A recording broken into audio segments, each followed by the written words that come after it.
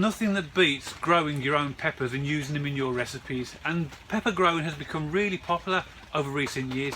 But did you know that pepper plants are perennials? A lot of us would take our plants out every single year, put them on the compost heap and then grow new from seed every single year. But because they're perennials, we don't need to do that. So in this video I'm going to show you how I overwinter my pepper plants, how I'm going to protect them and what I'm going to do so that I get a nice early crop next year and I don't have to grow them from seed. And if you do like the video, don't forget to give it the thumbs up, and if you want to subscribe to the channel for future videos on how to sow and grow fruit and veg and 1 or 2 recipe ideas, then don't forget to press the subscribe button. Now I'm based in Zone 8A in the UK, so between the months of October and January the temperature can get quite cold. We can get temperatures that go well below 0 and the days are clearly shorter, so there's a lot less light, so it's not a great environment in those months for peppers to grow.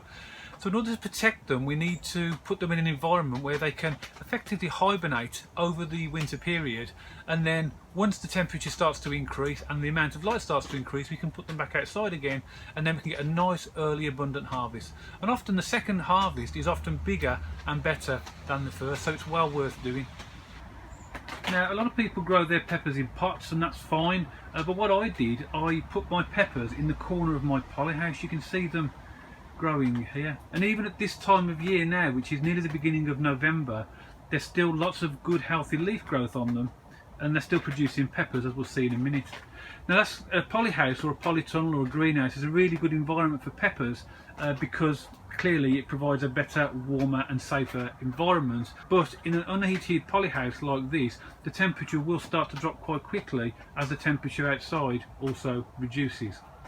So if you've got plenty of pepper plants and you want to just pick a selection of them to overwinter, then go and have a look and pick the healthiest plants. That makes sense, doesn't it? That you'll pick the ones that look the healthiest and therefore will have the best potential for regrowing. And the first thing we're going to do is take off any peppers that are still on there, so we remove all the fruit. The next thing we'll do, which is quite radical, is we're going to cut them right back. Now the peppers that you've seen here, particularly the Fuego F1, are nearly 5 foot high. We're going to cut them right back to round about 18 inches, just leaving a very small stem in order for us to overwinter. So when we start to prune the peppers back, we need to have in our mind that we are going to be really harsh, and it is going to seem really radical because most of this plant will be gone. All we want is the bottom part of the plant in order to try and hibernate that over the winter period. What we're looking for in a place to cut is a place where there is something called a node. A good starting point with this would be this Y junction here. So what we'd look for is a node which is a lump, let's say, in the stem, which is where the new branches will start to grow. So what we're going to do is get our secateurs and cut above the node and get rid of the cut off branch, and do the same again on the smaller branches. They can all go. This one can go completely because we're only looking for one stem. That can go as well. And here we're just looking, because there's a node just above, just behind, which we can't see on the camera. There is actually a lump or a node just behind here, so I'm going to cut that off there. It's quite a thick branch. And all we're left with is this stem here. These little ones can be cut off, we don't need them. And that's all we're going to be left with, which is here. We'll cut off some of those smaller branches as well. And as you can see, it's just the main stem that we're after.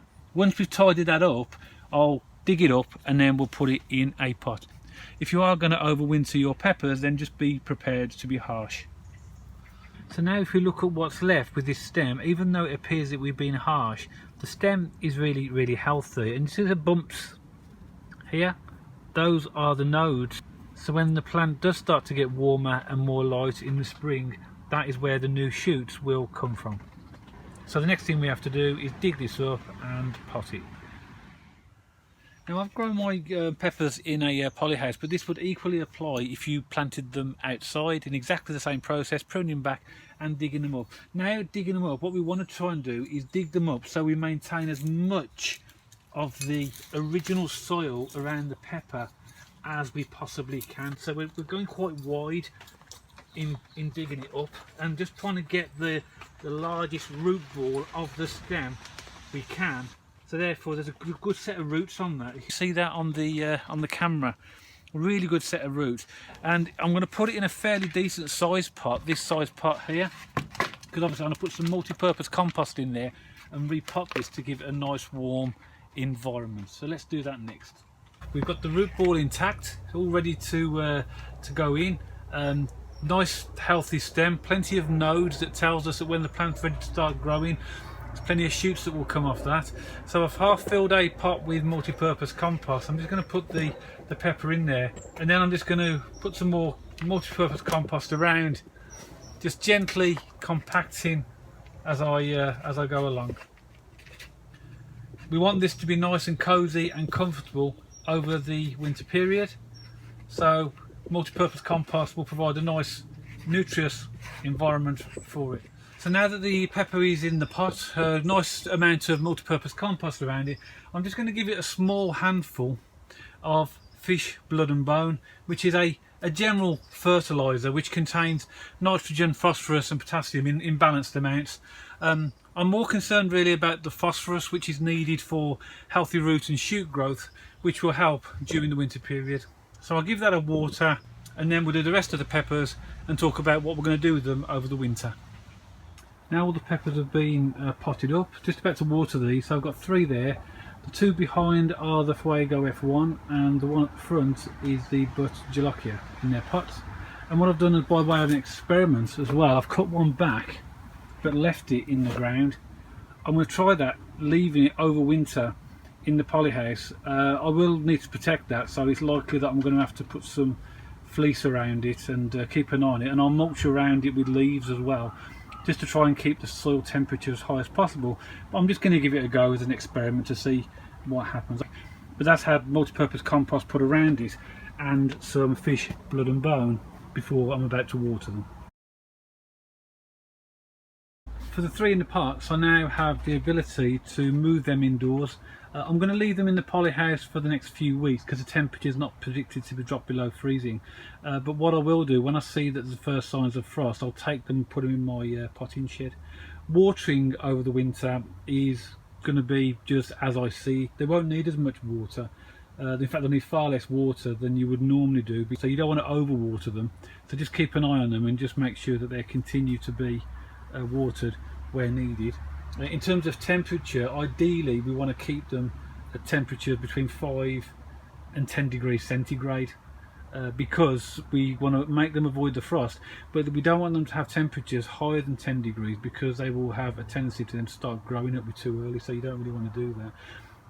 In the winter that's not going to be such a problem in most environments, but if you do feel temperatures are getting really cold, depending on what your situation is, you could think about using the propagator to give them a more regulated temperature, because they do like warm temperatures.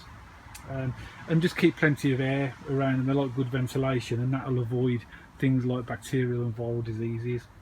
So what I'm going to do now is give them a quick water, and then I'll leave them for a few weeks in the current environment where they are, monitor the temperature, and then I'll take them inside the ones in the pots, and if you get temperatures get really cold, because this is an unheated polyhouse, I'll put a bit of fleece around that and a bit more leaves to give it a bit more protection. So by overwintering your peppers, what you're effectively doing is giving the peppers protection over the cooler temperatures in the winter months. That allows them time to effectively hibernate and get themselves ready and prepared for the new growing season. I'll monitor these all over the winter period, and when it comes to March, when the temperature starts to rise and the days start to get longer so there's more light, I will keep an eye on them. I may decide, depending upon temperature, to put them in the propagator for a while to get them exposed to temperatures of around about 20 to 25 degrees, just to prepare them to go outside. And then when we get to late May, early June, that'll be the time that I'll be looking to plant them out. For these peppers here that I've just potted, I'm probably going to put them back into the polyhouse because of the environment, the nice warm environment. But if the temperature's okay outside, I can plant them out there. So if you're overwintering your peppers, let me know. What varieties are you growing, and what have you done it before, and has it been successful? Pop a comment in the box below so that you can share your experiences with others. And if you do like this video, then don't forget to give it the thumbs up. And if you want to subscribe to the channel for future videos on how to sow and grow fruit and veg and 1 or 2 recipe ideas, then don't forget to press the subscribe button. And I'll see you all on the next video.